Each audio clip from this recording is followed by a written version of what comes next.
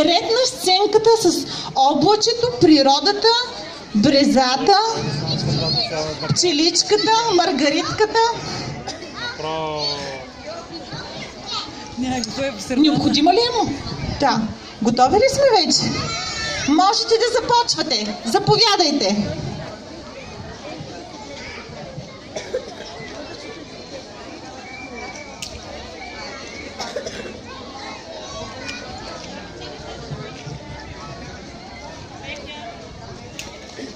Природата има ли нужда от моята помощ?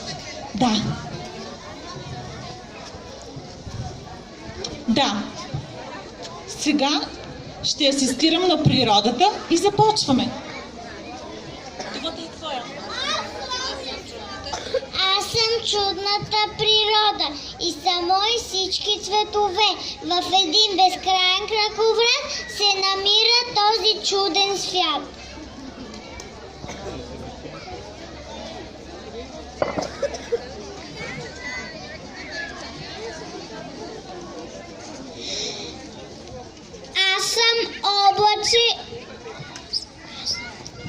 Аз съм облаче и зная, че съм част от безкрайното синьо небе. Понякога на капчице се сливам с полето, защото без мен не ще поникне зранцето.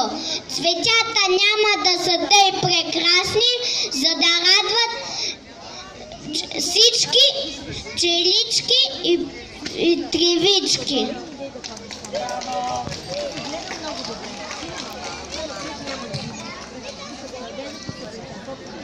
Оглюва се придвижва бавно, вие знаете, както в природата, точно така. Малко охлювче съм аз, бавно си вървя по килимче от зелена трава. Търся капчици роса, да се огледам след тях, сред пъстрите цъфтя. Браво, хубаво оклювче! Сега чакаме и брезата да се присъедини към природата. Дървета има най-различни по света, но мен наричат ме бреза. В костюм от бяло и тъмни шевици, украсен с многоцветни малки листа. Диригент съм на бойните птици. О, бразилският диригент на бойните птици. Маргаритки, хубава. Маргаритка ме наричат, познават ме всички деца. Многобройни са моите бели крилца, шапчица жълта в средата е моята премяна. Гордо съм на слънцето топло и на мама. Браво, Маргаритки, сега ще долети пчеличката. Само да видя къде ще кацне. О, тя си избра до брезата.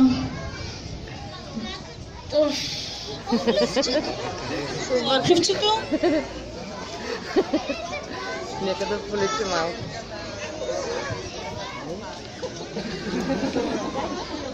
Пчеличката налетя ли се? Искаш да минеш от другата страна. Хвани за ръчичката. Добре.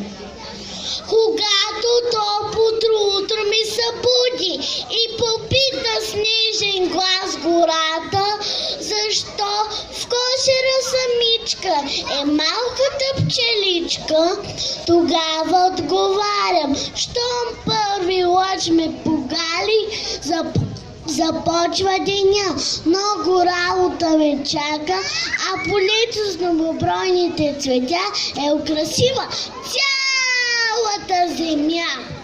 Аплодисменти за тази природа. Вижте какво богато биоразнообразие имаме. Оглювче, маргаритка, дърво и облачето.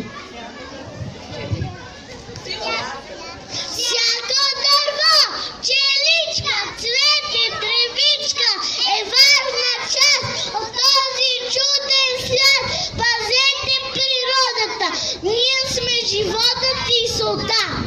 Страхотни деца! Имаме и послание накрая. Ние сме точно това, живота и солта. И трябва да пазим природата. Много ви благодаря, мили деца! Сега ще ви помогна да слезем от сцената, защото вече имаме не